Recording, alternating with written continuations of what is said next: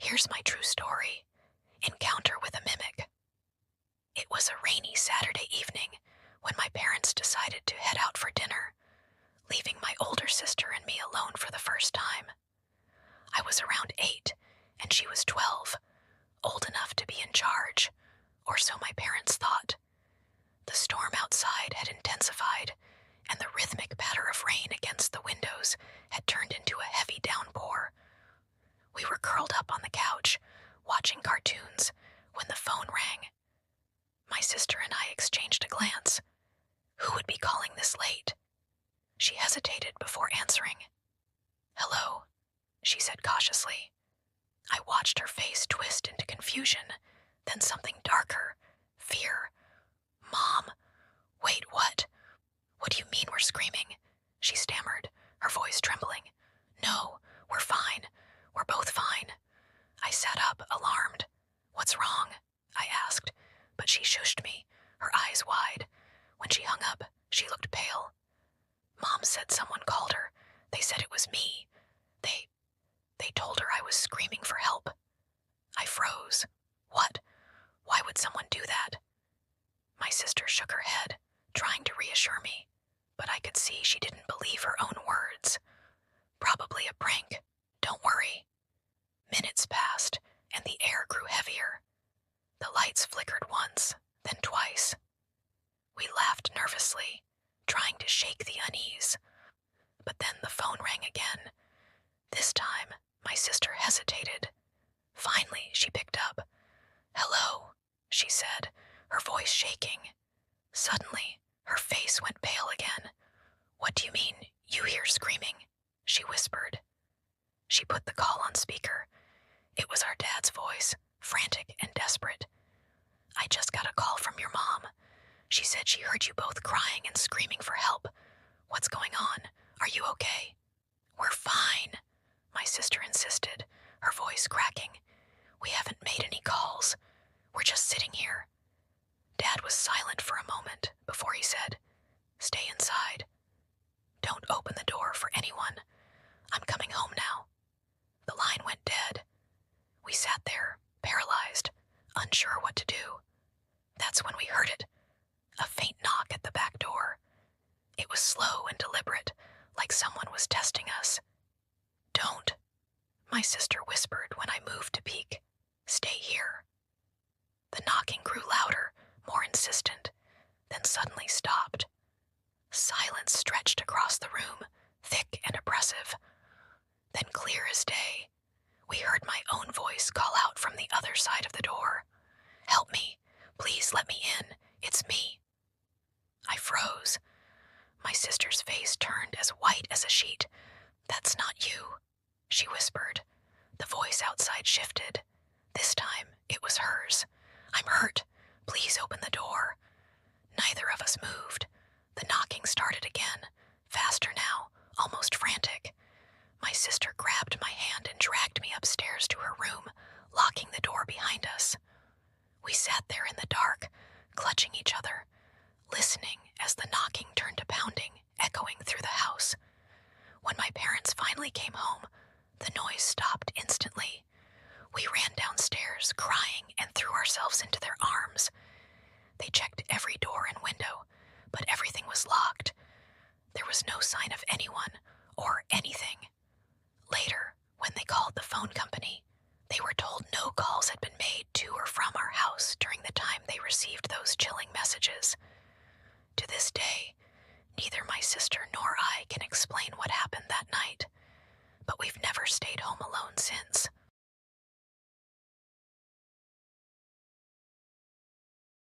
On the eve of my 21st birthday, I found myself at the Casino del Sol, a dazzling venue alive with excitement and possibility. The air buzzed with laughter and the clinking of glasses, and I felt the thrill of newfound freedom coursing through my veins. As I stepped through the entrance, I was engulfed in a swirl of lights and sounds, anticipation thrumming within me. That's when I saw him, Dazan Castamere. He stood out like a beacon, a vision of earthly perfection. His black hair was slightly wavy, perfectly styled, and his hazel eyes shimmered with an intensity that felt almost otherworldly. Those eyes held a magnetic power, ensnaring anyone who dared to gaze into them. I felt myself drawn in, caught in a web of desire and intrigue. "Is it just me, or is this place about to get a lot more interesting?" he purred, a sultry smile playing on his lips. "Definitely you," I replied, my breath hitching as I felt the heat radiating from his body. "You've got me feeling all sorts of things." He stepped closer, his intoxicating presence enveloping me. "Tell me, darling, are you ready to explore some pleasures that would make anyone blush?" His gaze held a daring challenge, and I felt my heart race. "Pleasures?" I teased, leaning in slightly, captivated by his charm. "What kind of trouble are you planning to get me into?" "Oh, the best kind," he said, his voice dripping with promise. "I know exactly how to make a night unforgettable. But first, tell me, what do you desire most tonight?" "Honestly," I whispered, my pulse quickening, "I want to feel alive." "Then let's awaken every sense," he said, his fingers brushing lightly along my arm, igniting sparks of electricity. "Come with me to a place where we can indulge in our deepest desires." Entranced, I followed him to a private lounge upstairs. The atmosphere shifted, thick with tension and unspoken promises. Dimly lit, the room felt intimate, yet charged with something primal. "You know," he murmured, drawing closer, "this place has a way of revealing hidden truths. What would you give for just a taste of ecstasy?" "Oh, I have a few desires," I replied, biting my lip. "And maybe, just maybe, I'll let you discover them, if you're lucky." He leaned in, his breath warm against my ear. "I intend to be very, very lucky tonight. But remember, every pleasure comes with a price." "What kind of price?" I asked, my voice laced with excitement and a hint of apprehension. "Perhaps just a little surrender," he said, his fingers trailing down my waist, igniting a fire within me. "Let go of your inhibitions. I promise to make it worth your while." As he spoke, I felt his hand slide around my hips, pulling me closer. The world around us faded, and all I could focus on were those mesmerizing eyes and the intoxicating scent that surrounded him. My breath quickened as he leaned in, his lips brushing against my neck, sending shivers through my body. "Just trust me," he whispered, his voice a seductive growl. "Let go of your inhibitions. Embrace the thrill, and I promise you won't regret it." His hands guided me gently, positioning me against the lounge bar, putting his hand up my dress, exposing my thighs. He began to pull down my panties, then bending me over the lounge bar. The cool surface beneath me mixed with the warmth of his body pressing against my back was intoxicating. I felt a rush of excitement and vulnerability, a thrilling combination that sent my heart racing. I slowly felt him enter me. I felt a sensation I never experienced in my young life. With every kiss, every touch, and every thrust, I felt like I was transcending to nirvana. But just as I was about to lose myself in the moment, I caught a glimpse of my reflection in the bar mirror. My heart skipped a beat as I noticed the transformation that I had missed before. His legs were not human. Hooves glinted in the dim light, a shocking contrast to the alluring man I had thought I knew. "Desan," I gasped, panic flooding my senses. "What are you?" His expression shifted, a mix of surprise and something darker crossing his face. "Shh, darling," he hissed, attempting to cover my mouth with his long, sharp fingers. His teeth glinted menacingly, resembling those of a predator. "Let's not ruin the fun." "No!" Get away from me! I screamed, the sound piercing through the thick atmosphere. The primal fear took over, and I pushed away from him with all my strength. In that moment of chaos, he recoiled, his eyes wide with shock. You shouldn't have looked, he spat, the seductive mask slipping away, revealing something far more terrifying. I bolted toward the exit, my heart racing, but as I glanced back, I saw him retreating, leaving behind a trail of burnt hoofprints, scorched into the plush carpet. The stench of sulfur filled the air, a dark reminder of the nightmare I had stumbled into. He disappeared into the shadows of the casino, leaving me trembling and breathless.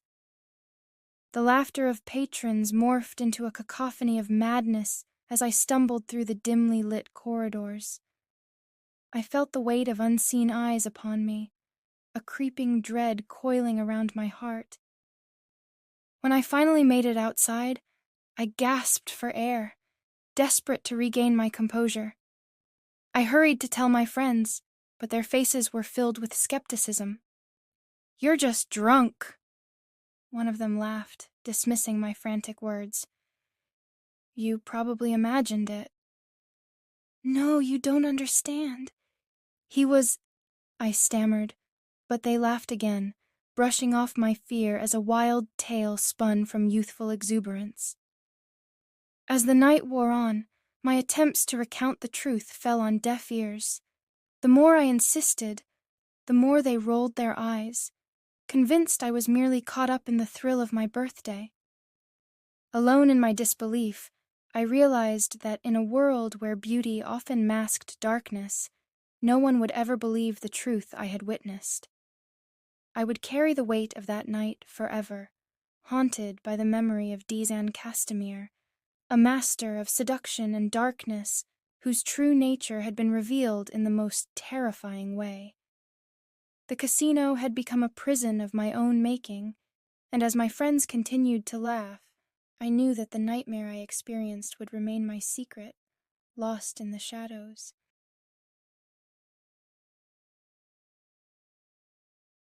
It was a chilly evening, and the wind howled outside as Jude stood in the dimly lit laundry room.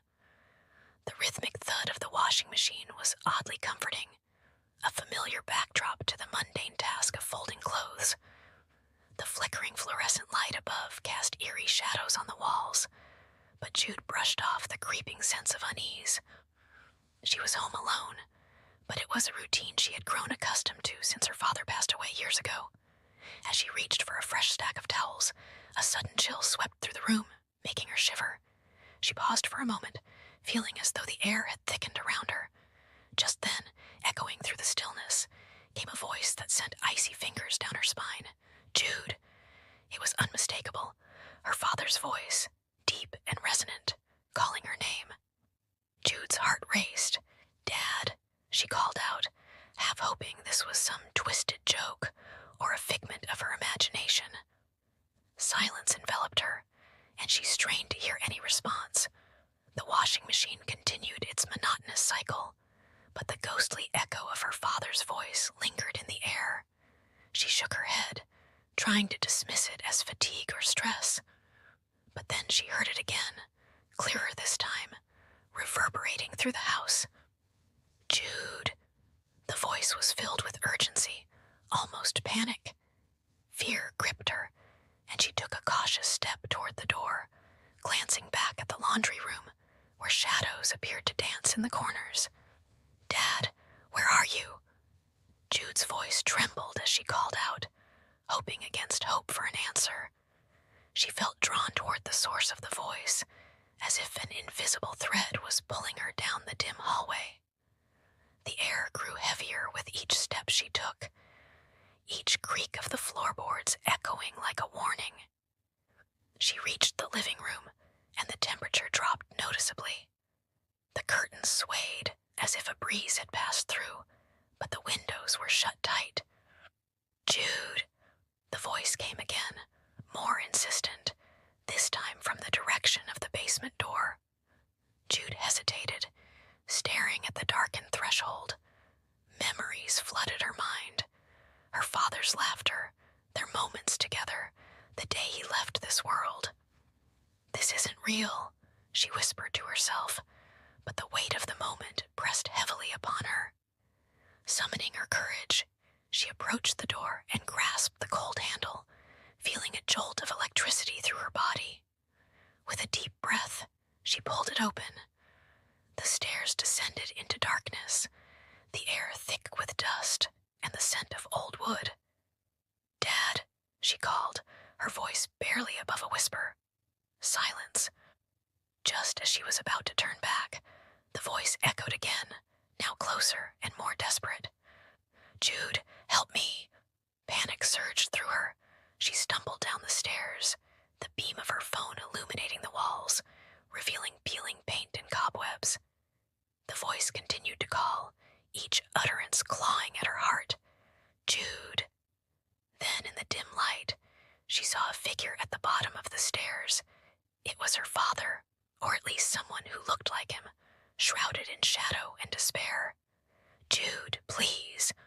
The figure reached out, but as soon as Jude took a step forward, it vanished into thin air, leaving only a lingering echo of her name. Heart racing, Jude stumbled back, the world spinning around her. She bolted back up the stairs, slamming the door behind her. Panting and shaken, she leaned against it, trying to steady her breath. The house was silent once more, the washing machine still humming in the background. But was it over? The air felt charged, heavy with unspoken words. As she turned to leave the laundry room, she caught a glimpse in the mirror hanging on the wall. For a fleeting moment, she saw her father's face, sorrowful yet serene, watching her as if to say goodbye. The moment passed, and Jude felt a warmth envelop her, a comfort that was both haunting and heartwarming. "I love you, Dad," she whispered, tears streaming down her cheeks. The voice had faded, but the memory lingered, a reminder that even in death, love endures.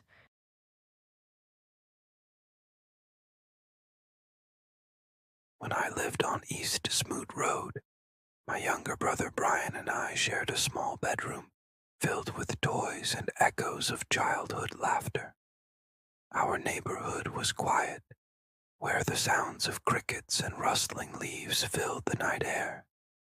But there was something unsettling about our home, a lingering sense of dread that crept in at night when shadows grew long and darkness settled over everything.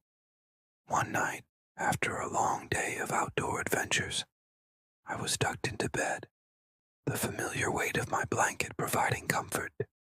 Brian was asleep in his bed across the room, his gentle breathing a soothing rhythm in the otherwise still air.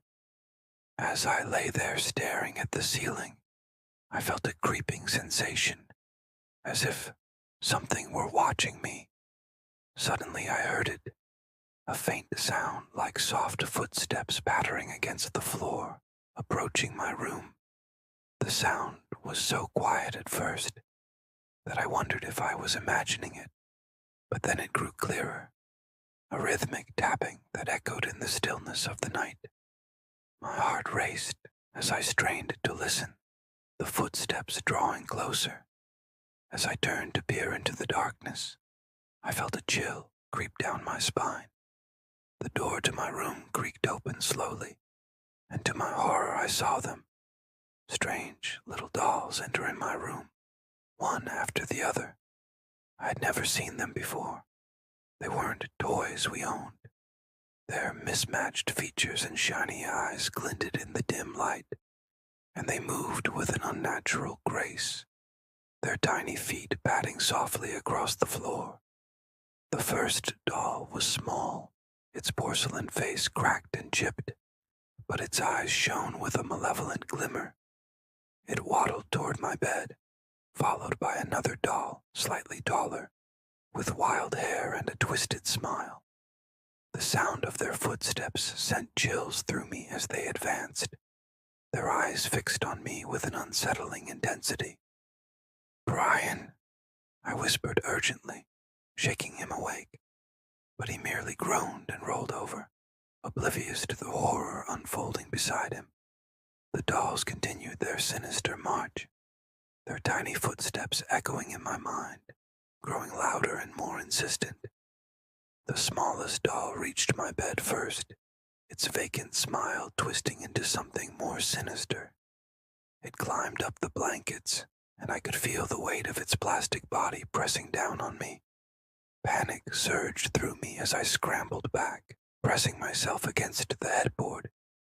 But there was nowhere to escape. One by one, the dolls climbed onto my bed, the shortest at the foot and the tallest closest to me. Their eyes glimmered like dark jewels, watching me with an intensity that felt invasive. I could hear their shallow, raspy breathing filling the air around me, each intake a reminder of the nightmare unfolding. "Leave me alone," I screamed, my voice breaking the silence of the night. I flailed my arms, trying to push them away, but they seemed to absorb my panic, their breathing quickening in response. The tallest doll leaned in, its eyes wide and unblinking, as if it could see right into my soul. In that moment, I realized that they weren't just dolls. They were something far more sinister. Paranormal entities that had invaded my room, vessels of a darkness I couldn't comprehend. I felt their tiny hands gripping the fabric of my blanket, pulling me into a suffocating embrace. I braced myself, ready to fight against the terror that surrounded me. Just as the horror reached its peak, I heard a loud crash from the other side of the room. It was Brian, knocking over a stack of books in his sleep, the noise jolting me back to reality. The dolls froze for a split second, their breaths halting in unison, and in that moment, I seized my chance. I bolted out of bed, tearing myself away from their grasp. The dolls began to stir, their eyes narrowing as they turned to follow me with their gaze. I dashed out of the room, heart pounding, and slammed the door behind me, leaning against it as I tried to catch my breath. "Stevie, what's wrong?" Brian mumbled sleepily, blinking at me through the darkness.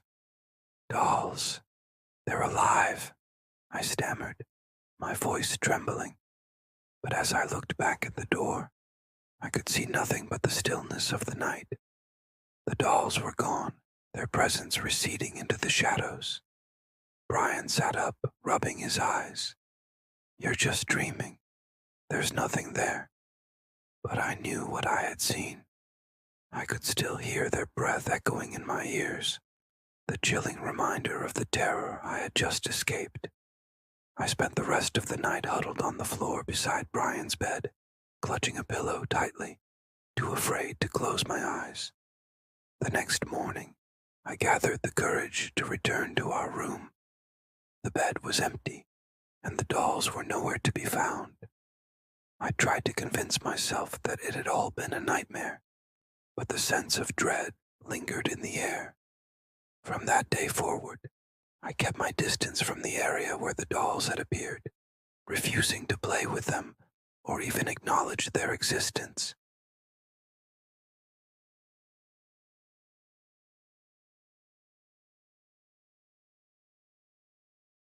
A few nights had passed since the horrifying encounter with the demonic plastic dolls, and I had hoped that the nightmare was over.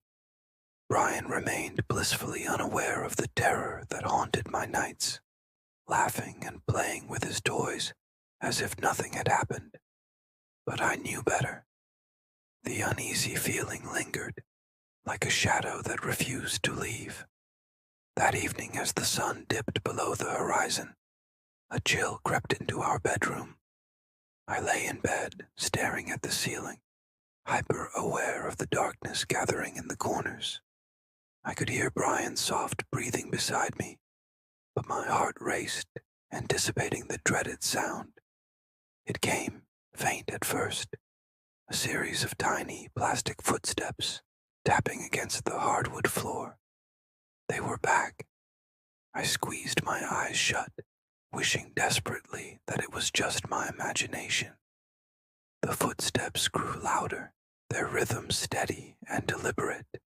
I could hear faint whispers, like the scratching of nails against plastic, sending shivers down my spine. I dared not look over the edge of the bed. I could feel them creeping closer, their presence an oppressive weight in the air. In an act of sheer terror and folly, I decided to play dead, hoping that if they thought I was lifeless, they would leave me alone. I rolled off the side of the bed, landing silently on the floor. My heart pounded in my chest, and I held my breath, straining to hear their movements. The whispers intensified, swirling around me like a dark fog, their breath a chilling sound that sent ice through my veins. I could feel their little plastic eyes upon me, judging, waiting. Suddenly, the room fell silent. The absence of sound was more horrifying than the footsteps. I dared to crack open an eye when, out of the corner of the room, I saw it, a silhouette, featureless and dark, standing in the doorway. It was not one of the dolls, but something far more sinister. Its form was solid, yet it absorbed all light, casting a deeper shadow in the dim room. The only color emanating from it were the little red and green orbs that sparkled like malevolent stars. Before I could react, the figure moved fluidly, gliding across the floor toward me. Panic surged through my veins, but I remained frozen in place. It reached down, and I felt a cold, clammy hand grasp my wrist, lifting me effortlessly off the ground and back into bed. The sensation was chilling, and I felt the warmth of my own body seep away as it placed me under the covers. I lay there, paralyzed with fear, unable to scream or move. The figure hovered over me, its orbs swirling like a dark Christmas tree, illuminating the room with an eerie glow.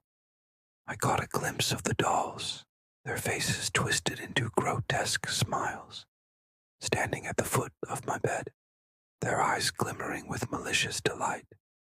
They began to whisper, a cacophony of breathy sounds that filled the room, sending shivers down my spine. The whispers were thick with malice, curling around me like smoke. I couldn't make out the words, but the tone was unmistakable. A dark, sinister delight in my fear. Their breathing was ragged and heavy, a chilling reminder of their presence. I could almost feel their plastic bodies vibrating with excitement as they closed in around me, their eyes glinting in the dim light. With every exhale, I felt a cold wave wash over me, suffocating and thick. As the figure stepped back, the dolls began to dance, their movements jerky and unnatural, a grotesque ballet of horror. The whispers grew louder, swirling around me like a storm, and I felt my heart race with pure terror. I could hear Brian stirring in his sleep, blissfully unaware of the horror unfolding around him. Desperate to protect him, I summoned every ounce of courage I had left.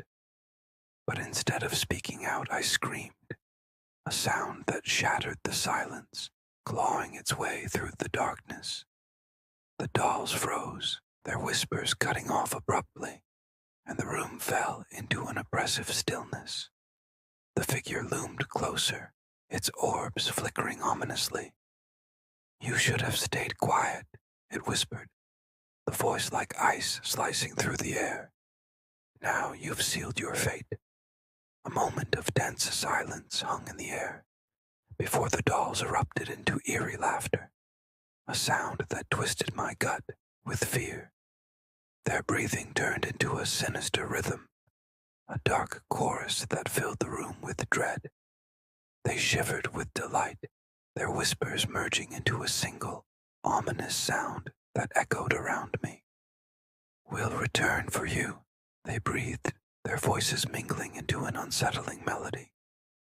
With that, they began to retreat, their little footsteps echoing through the room as they glided toward the door. As they disappeared into the hallway, Their whispers lingered in the air like a haunting lullaby. I lay frozen in bed, heart racing, knowing that the nightmare was far from over. They had left, but the darkness remained, the shadowy figure watching from the doorway, a promise of terror yet to come.